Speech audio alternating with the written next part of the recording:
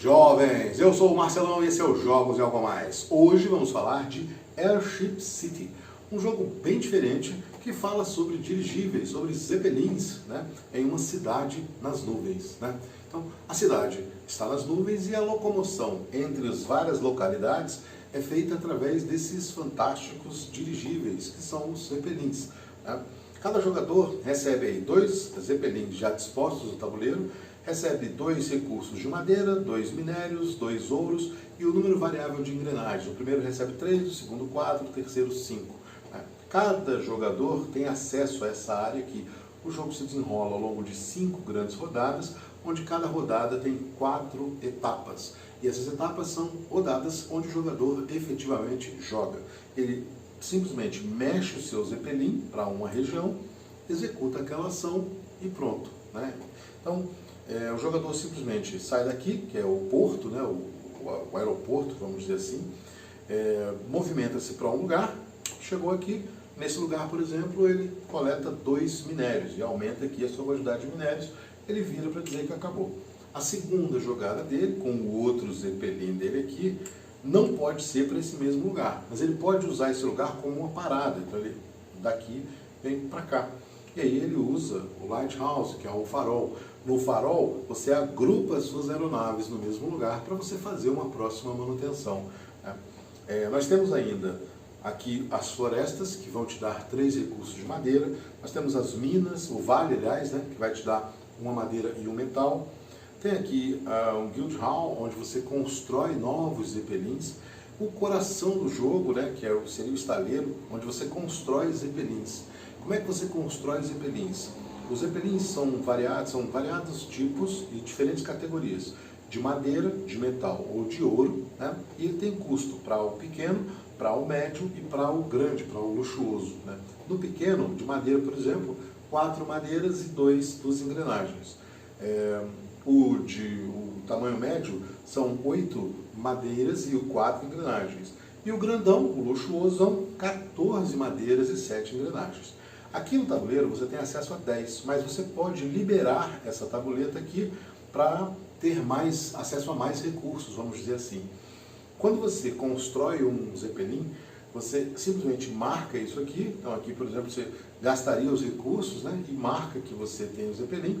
E nesse momento, ou você faz uma doação para essa região, e aí significa que você está marcando aquela região ali, e você só pode construir os avançados quando você tem, por exemplo, eu só posso construir o médio se eu construir 2 pequenos, né?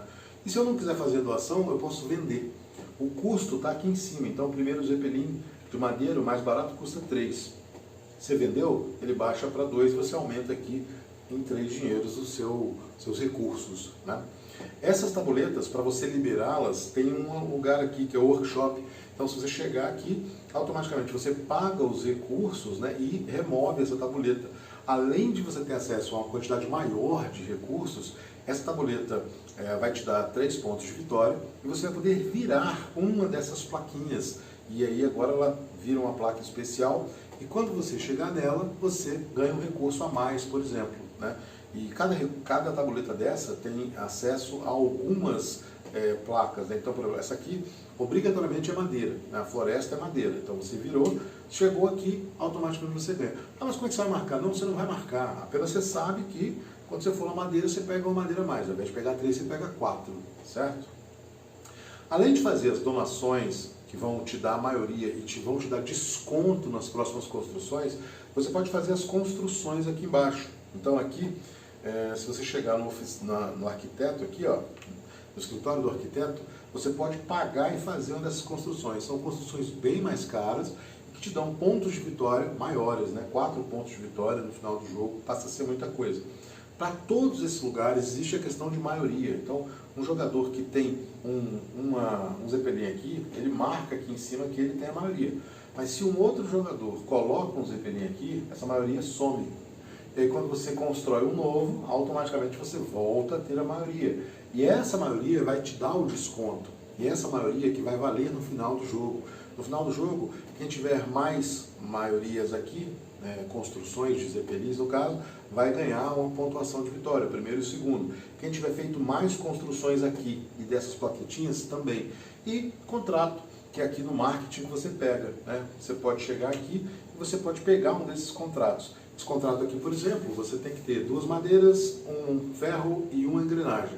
Se você tem isso, você paga, automaticamente já cumpriu o contrato. O contrato ele vem para uma região determinada, os contratos têm número 1, 2 ou 3. Normalmente está associado à dificuldade de construir, né? E aí, esse aqui, por exemplo, é o número 1, que teoricamente é fácil de construir. Quando acaba a rodada, se você não construiu, não cumpriu esse contrato, ele vem para a região dos não cumpridos e você perde ponto de vitória. Se você cumpriu, você ganha aqui um ouro e um ponto de vitória e você coloca aqui na região dos que estão cumpridos, certo? Então é mais uma coisa que você pode fazer nesse jogo.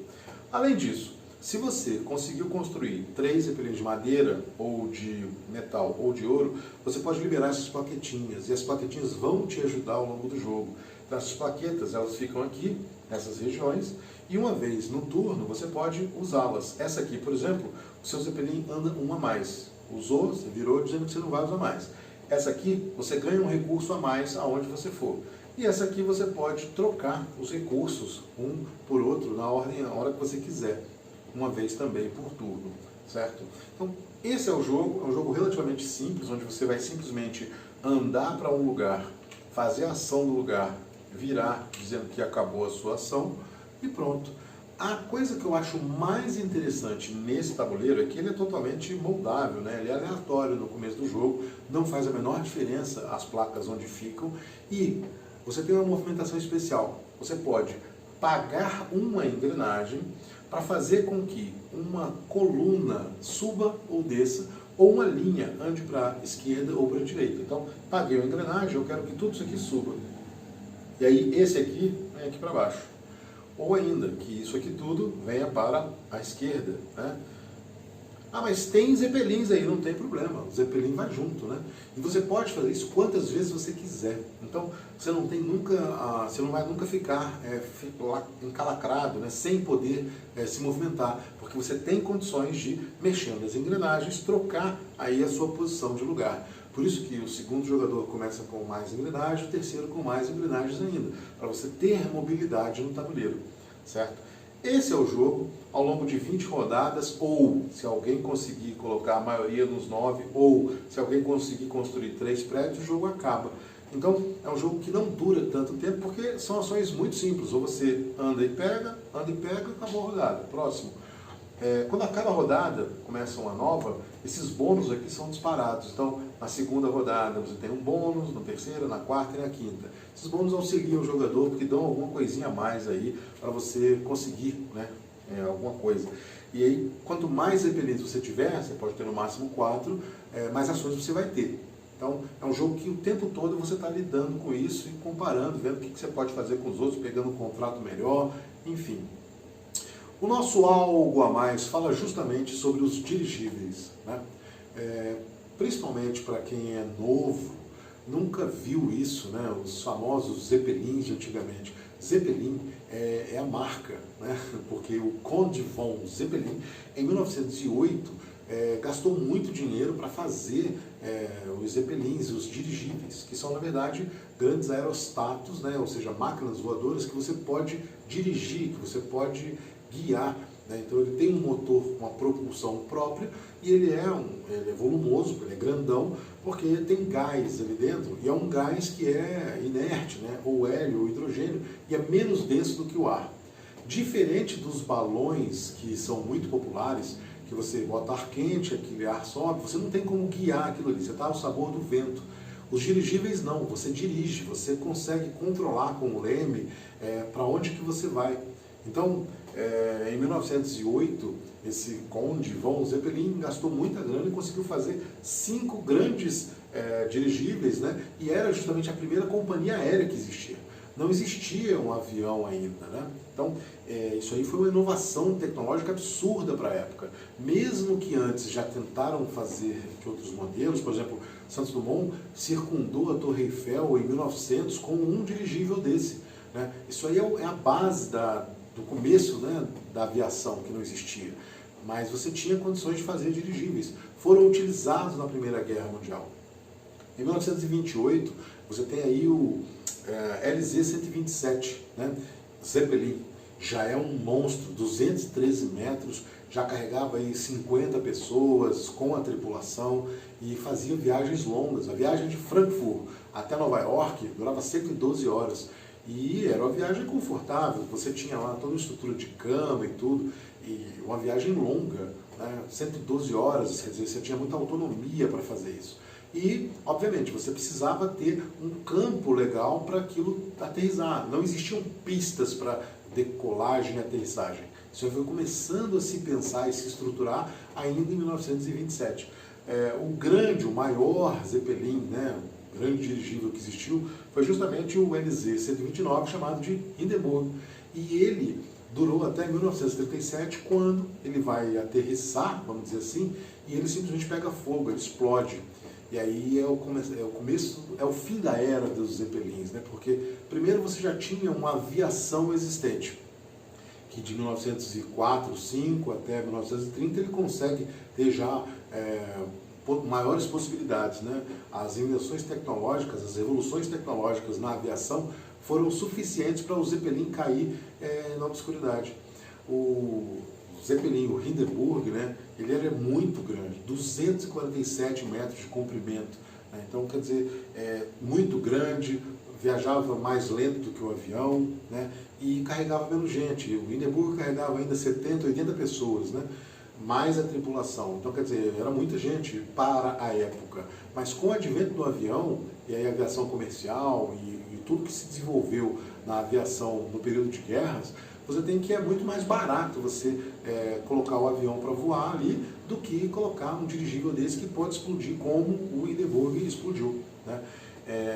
Então é uma era, vamos dizer assim, dourada da genialidade do ser humano, que conseguiu bolar esse tipo de coisa, e isso cingrou os ares aí ao longo de 30 anos, 40 anos, até cair em desuso. Então hoje, se você ver, você vai ver o balão antigo, a Goodyear ainda ficou com várias coisas promocionais, né, a título de propaganda, ela pegou isso e colocou nos ares, mas não para carregar carga e não para carregar pessoas, né? O avião continuou sendo muito mais eficiente, né?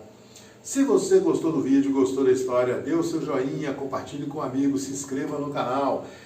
Amanhã, às 22 horas, nós vamos estar fazendo uma live onde eu vou mostrar um pouco mais de detalhes aí desses tiles aqui, dos famosos Zeppelins, né? Vamos falar um pouco dessa história, porque é alguma coisa que ficou lá perdido. Ele começou e acabou, e não tem mais, né? Então, possivelmente os jovens de hoje não fazem nem ideia do que é isso. E tem lá uma referência, o Led Zeppelin ou alguma coisa de Zeppelin, mas não sei o que é um Zeppelin, nunca vi, não sei. Então tem as imagens, vou colocar algumas imagens no meu Instagram e tudo, né? E a gente vai poder trocar uma ideia sobre isso, né? E sobre como que mudou rápido ao longo do tempo, né? Sugestões e comentários são sempre bem-vindos. Até a próxima!